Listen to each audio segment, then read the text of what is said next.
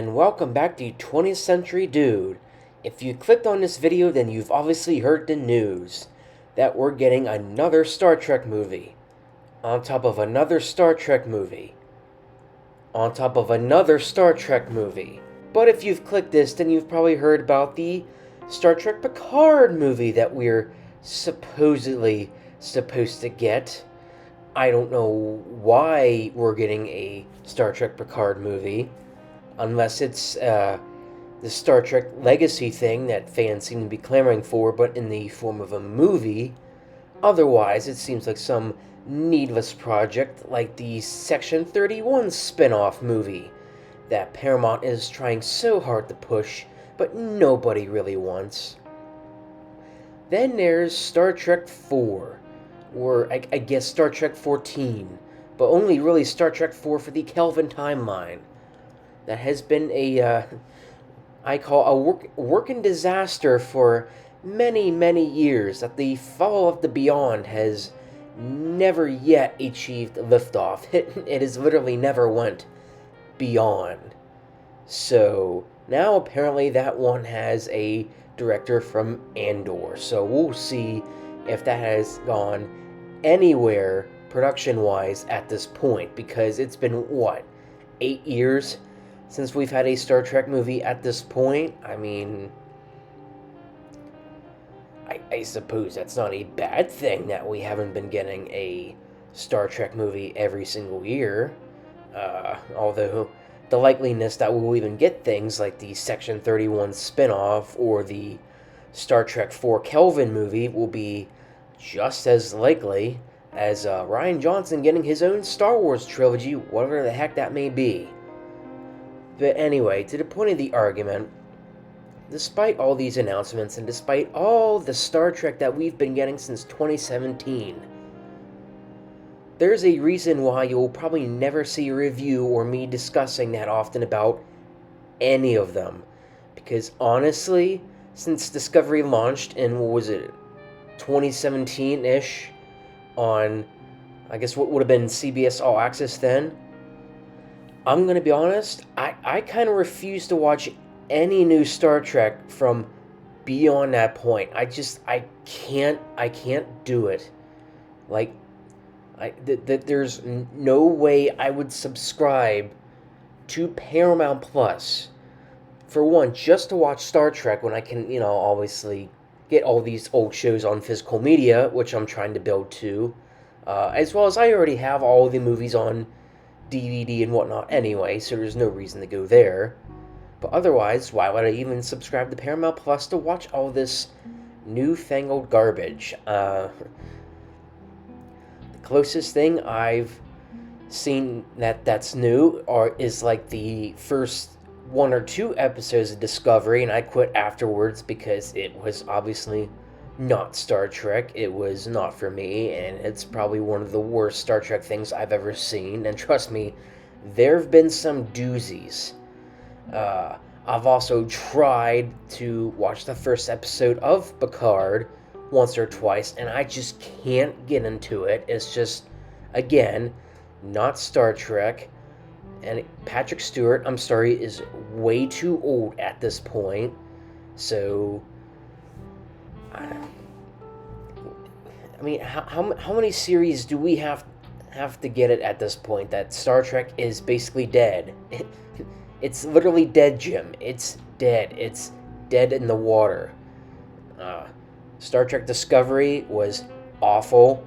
Lower Decks was basically a Rick and Morty in space, by the looks of it, which also does not match. So that's a big no for me. I will not be watching Lower Decks. Star Trek Prodigy, no reason to watch that. Again, also just doesn't look like Star Trek.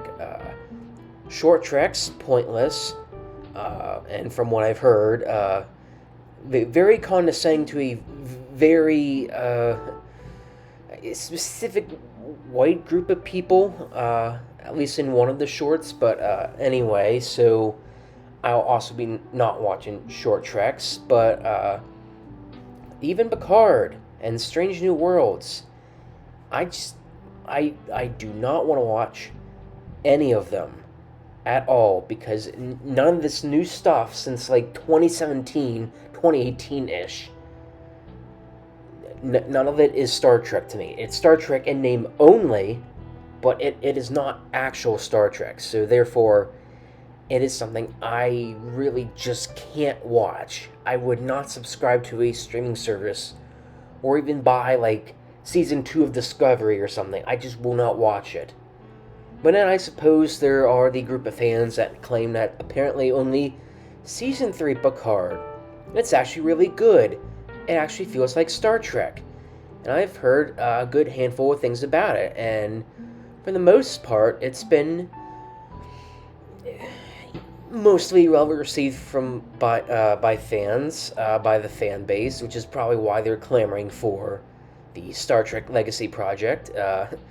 Even Mike from Red Letter Media, who pretty much has acknowledged that one of his favorite franchises ever has been pretty much burned to the ground, even admits it's somewhat decent. And I'm glad that some of the fans at least feel that way, especially about a new Trek project, especially since nothing from the past 5 to 6 years has even been remotely good. But even despite season 3 Picard supposedly being good, I won't watch it. I just haven't, for one, no reason to, and that would also mean I would have to watch the first 2 seasons of Picard, which have been received disastrously by the fan base. So why on earth would I even do that? I mean, and just to put it honestly, we have like the first 50 years or so of Star Trek, going from the original series all the way to, I guess, beyond. Even the reboot movies, I guess, are not that well received. I mean, for me, they're not great. I mean, Into Darkness is the obvious turd. It's one of the like top 3 worst Star Trek movies ever made, hands down.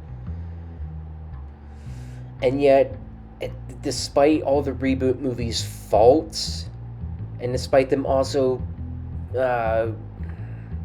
being held by people like J.J. Abrams and Alex Kurtzman, they're still not.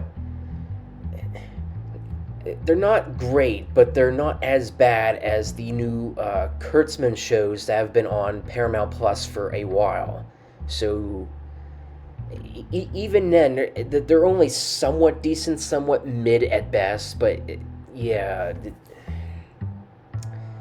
the J.J. Abrams movies, at least. I mean, I think the only thing in the Kelvin timeline that isn't in the top 5 worst, I think, would probably be Beyond. But that doesn't exactly make it like a great triumph of a movie. But I mean, how many?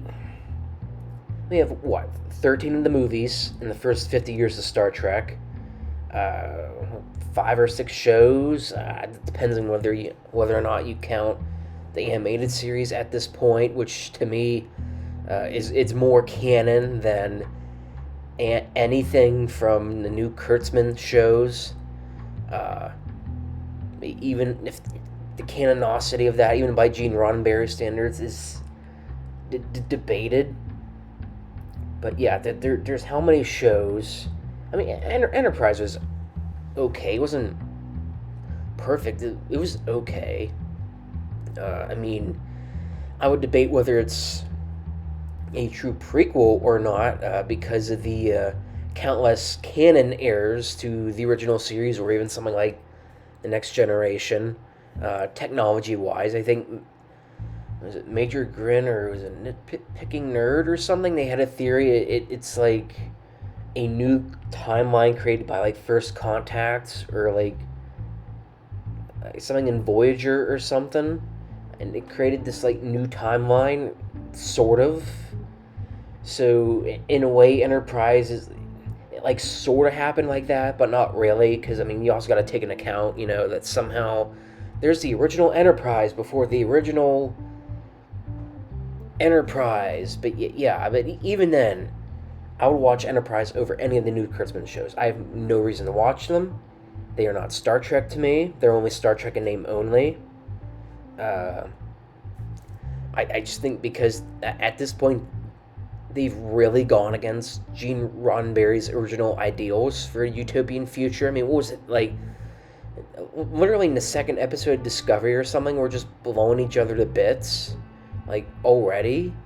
Uh, Even in the utopia that, like, everybody's accepted as a culture, as a person, and yet there's a short trek where a white guy is literally being, like, derailed for who he is, and he's, like, being condescended to. Like, that's not equality, that's just condescension. So, like,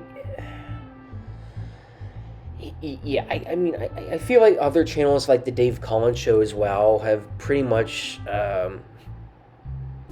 nitpicked the new Trek to death, and he's basically one of the main sources I go to for information on new Star Trek, and it's enough. It's like, all right, well, reason why I won't watch it, I don't have a reason to, because it's not Star Trek.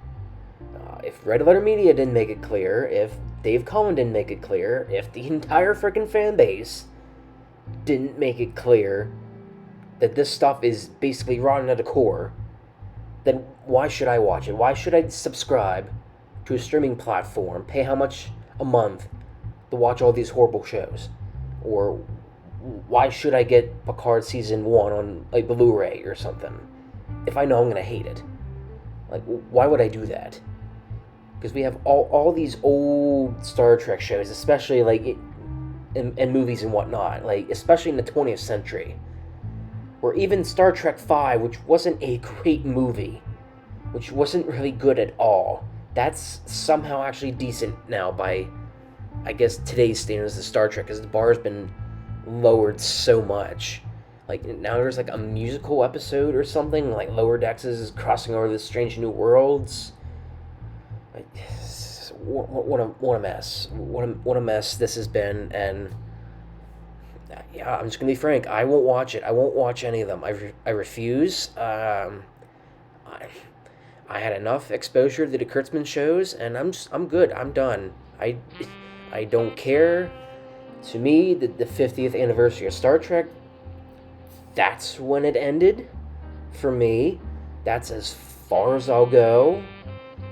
Although I assume the same argument could be made for maybe Enterprise or Nemesis or, yeah, it's Star Trek. It's basically gone at this point. Even if Picard Season 3 is supposedly good, it's gone. It's gone for me. I don't want to watch any of it. I have no desire to. So, I mean, that would be just a heads up. Don't expect any future reviews on at least anything from 2017 until now for new Trek content, because I won't watch it. I refuse to. We have, like, the first 50 years or so of the franchise. That's good enough for me.